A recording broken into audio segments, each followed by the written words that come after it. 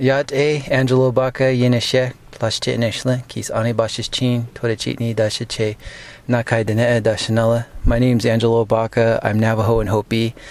That's my traditional introduction for my clans. Represents my family and where I'm from. And I come from the Navajo Nation and Hopi Nation from Arizona and Utah. And I'm currently a PhD student at New York University. I'm studying anthropology and documentary film in the Culture and Media program. And I work with Dan doing Indigenous games because he's one of the early mentors that I had that taught me about Indigenous games, culture, ways of life when I was a youngster. So I was a student athlete. I ran college and high school, track and cross country. I went to state in high school. I also ran in college some All-American titles, some national cross country championship titles, some track titles as well. 5,000 steeplechase, 3,000 meters. Also have done half marathons and marathons.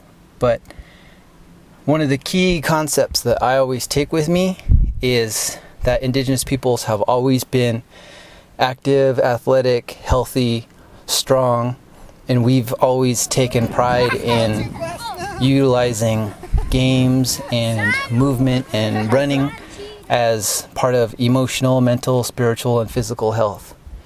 So I think that's the key that we need to do for our Native youth, is to teach them early and often about moving, enjoying life, being athletic, making sure that they connect to the outside world and to nature, but also to others. And I think if we go back to those original teachings, we can see them flourish and do very well, because today's challenges are harder than they've ever been before for Native peoples, but for Native youth especially. And that's one of the things that have kept me going, is being a student athlete and being active in not just like physical activity, but in my culture, in my language, in my history, in my family. So I've been participating with Coach Ninham for only this past year, but mostly I've always never forgot what he taught me. So I take the best of a lot of coaches, teachers, mentors, role models, and put those teachings together, and I teach Native youth how to be their best selves.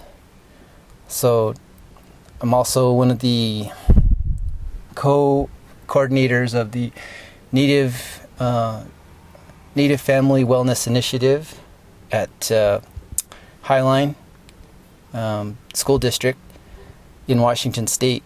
And from there, we have taught lots of Native kids how to be active and healthy, focused in school and academia. And we are one of the first to utilize a Native Games curriculum. So I developed that curriculum myself because there weren't a lot of resources. As in my mind, I didn't think anybody was really teaching these anymore. And I didn't know that Dan was still doing it on the side of what he was doing with basketball coaching. So now that he's not really focusing too much anymore except on Native games, he's invited me back because we kind of crossed paths. And I'm still active in the Native community and still doing a lot of stuff with Native youth. And I find that the things that he taught me, I'm carrying them on, I'm passing them on, I'm teaching them to the young people, and they're taking it and they're running with it and they love it. Especially like stick games, ball games, shinny, double ball, lacrosse. Lacrosse has been one of our best games because where I taught in Seattle, it's a real diverse community. It's one of the most diverse communities in the country. There's like 20 plus languages being spoken there. Lots of Native folks who live there because it's a very low economic community and that's where they can afford to live. So we had like almost 10% Native population in that school. They were from all over the place. And when we taught lacrosse, like people started to listen. They started to pay attention, participate. The fights went down because they understood that as the medicine game and as the creator's game and as like little brother of war, they could go out there and be a little bit rough with each other when the time was right. And they would settle their beefs out there, you know? And they'd really body check each other, like kind of hit each other with a stick a little bit, kind of rough each other up, talk smack, you know? And it's like, that's okay. That's what this game is for. This is the gift that we've been given. And once they did that, they left it on the field. They weren't fighting anymore in the classroom. They weren't fighting at the bus stop. Like, it went down like significantly, cut in half, because you gave people permission to get that aggression out, to get the frustration out, to give that young voice to all of their anxieties and all their worries and all the raging emotions that they feel underneath, you know? So I always like to see these guys, you know, push themselves, feel like they can do the impossible because they can. Most of them have no idea what they're capable of. And it can be just that one time that they remember all the positive things you said to them, the distance that they ran, that they accomplished, or the game that they won, or the strategy that they came up with to win a game. Like, those are what they carry with them. And even scientists are figuring this out. It's like being physical is tied to everything else. It's not separate. It's tied to your intelligence, your emotions, your physical state of being. Like, you need to have that overall health and wellness. I always tell these kids that playing is important. It's a form of survival. If you go to nature, and it's what my grandfather taught me as a traditional Navajo teaching, is you watch animals in nature, and what do they do when they're young? They like to play around. They like to bite each other and wrestle and claw and like hide and seek. And those are the skills that they're learning to survive when they're adults. They're sneaking up, they're doing, you know, these hunting techniques, they're jumping up on things, they're kind of getting the jump on their prey. And that teaches them how to be so that they can live when they're adults. It's the same thing. We need to teach them to play. It's how they talk to each other, it's how they relate, they show respect, they understand boundaries, what is fair, what is unfair, what they're capable of, what their limits are, what it's like to move in the world and be comfortable in their own body.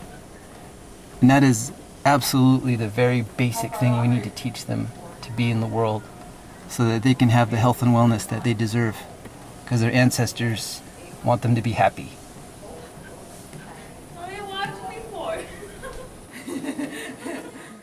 I'm Cami Paulson and Blackfeet, and was contacted by Dan. I've been coaching for 20 years now, mostly Division I schools, and now I'm at St. Kate's in St. Paul, Division III school, working with the women there.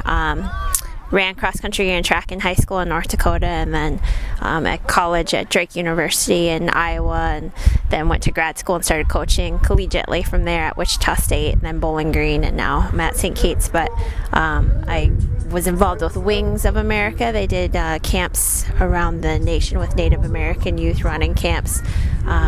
It's been quite a while ago now, but back in college and shortly after. So I was always hoping to get back into the community, you know, and be involved more. So I was happy to get the invitation to come up here and work with the youth, and it's been great being here so far. So it's the second day, and I think I've learned a lot more than probably I've passed on yet, but we're excited about the things that they're trying to do here as far as promotion of health and wellness and mind, body, spirit, and all those good things. And exciting to see the young people out and the things that the tribe is promoting with trying to work on the diabetes prevention. And it's a big problem. Sometimes can seem overwhelming, but doing all the right things and the right steps. So we're hoping we can just bring some, at least our knowledge of what Chuck and I have experienced over the years here and share that with them. And like I said, we're learning a lot along the way. So I really appreciate the invitation and being here.